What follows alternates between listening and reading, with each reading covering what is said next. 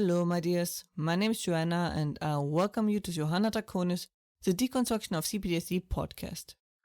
In this episode, we will talk about a question that I had on my mind ever since I started fighting back against PTSD.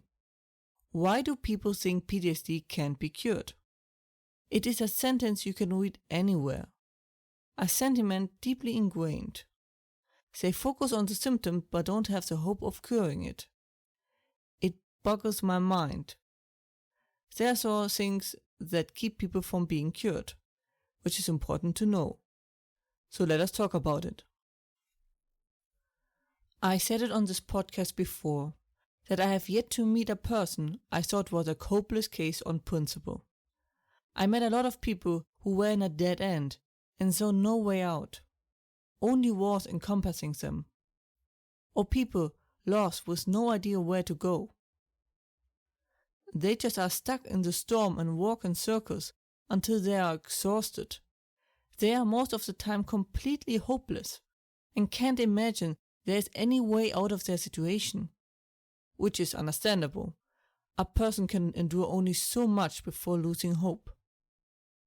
It makes sense to recognize a pointless endeavor and stop wasting energy on it. I absolutely love talking to these people when they are open to listening. They tell me their situation, I say something, and everything changes. And I love that so much. The moment it clicks and the face falls down in realization and complete and utter disbelief what the solution was. The whole body relaxes, the shoulders lose their weight and relax, and they sink back into their chair, lost in thought. And you just see their mind working. Most stuck people are so close to the solution, and once you've shown them that there are other paths, they start looking for them the next time they get stuck. And I usually know where they are by heart. If you show them once the vulnerability of PTSD, they often start to turn the tables and question everything they are fed by PTSD and almost charge out of the door. There is a way to break free. That knowledge alone changes everything. But how do people get stuck and even worse, remain stuck? That is what we are going to get into today. Before we get into the points of being stuck, I want to preface it with the situation of being outmatched. You are engaged with your PTSD, but are unable to finish it.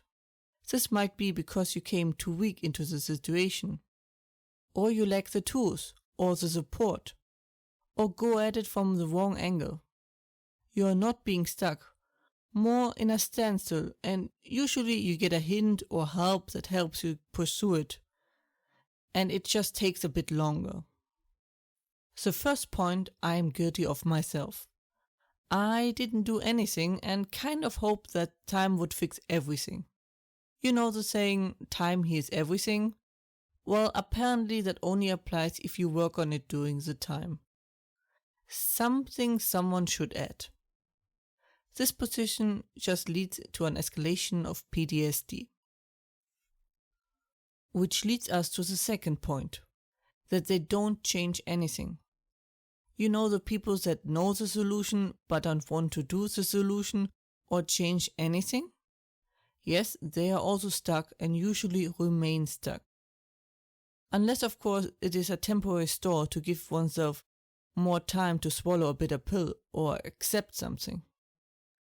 Then third are the people that want to change and know they have to, but can't because they are paralyzed, have no hope, are too afraid to move, or the like.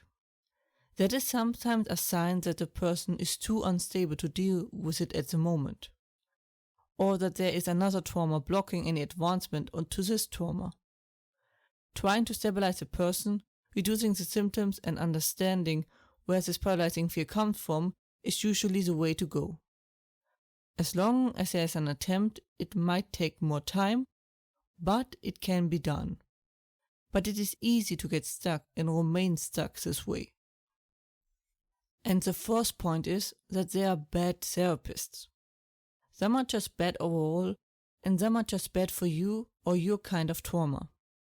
If you feel like you are just not progressing, it might be time to get a new therapist. I know, easier said than done. The sparseness of resources for PTSD we talked about before on this podcast. Very easy to get stuck on and remain stuck. So self-therapy is possible, but it is quite difficult.